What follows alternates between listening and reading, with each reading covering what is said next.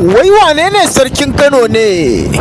Wannan rikita ta fara ne a shekarar 2014 tun bayan rasuwar marigayi mai martaba sarkin Kano Alhaji Ado Bayero da injiniya Dr. Rabi Musa Kwankwaso gwamna na wannan lokaci ya naɗa Sunusi Lami da Sunusi a matsayin sarki, inda aka dinga rikita har a zuwa 2019 inda tsohon gwamnan jihar Kano Dr. Abdullahi Umar Ganduje ya karɓi gwamnati a wannan lokaci. Sai dai a shekarar 2020 takun saƙa ya kunno kai tsakanin gwamna Umar Abdullahi Umar Ganduje da mai martaba sarki Muhammadu Sunusi na biyu, inda gwamnan jihar Kano na wannan lokaci ya sutale tsohon sarkin jihar Kano wato Malam Sunusi na biyu, inda ya maye gurbinsa da mai martaba Alhaji Aminu Ado Bayero. Sai dai rikita ta ci gaba da tafiya har zuwa dawowar Abba gida inda shi ma ya sutale tsohon sarkin jihar Kano wato Alhaji Aminu Ado Bayero.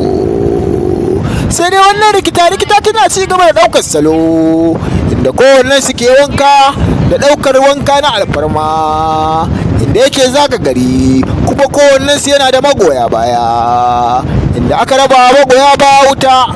Wancan bangaren suna cewa su ne sarki, can bangaren yana cewa shi ne sarki.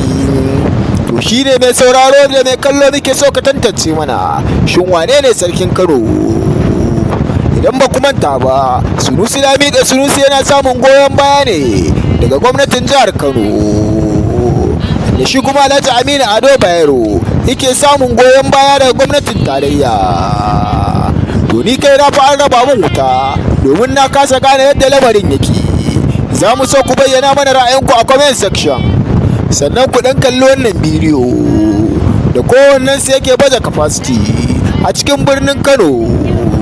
Za mu so ku bayyana mana ra'ayinku, shin wane ne ya lalata masarautar jihar Kano, injiniya Dr. Rabi Musa Kwankwaso ko kuwa Dr. Abdullahi Umar Ganduje? Muna nan muna dakon amsoshinku a comment section.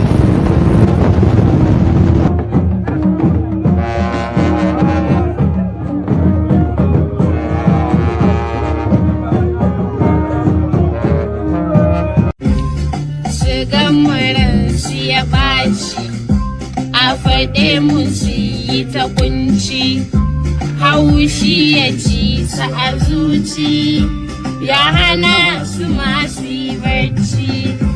Ya Dafi'u ka tsare mu, dan Sidi baban ummu, dan Fatima silken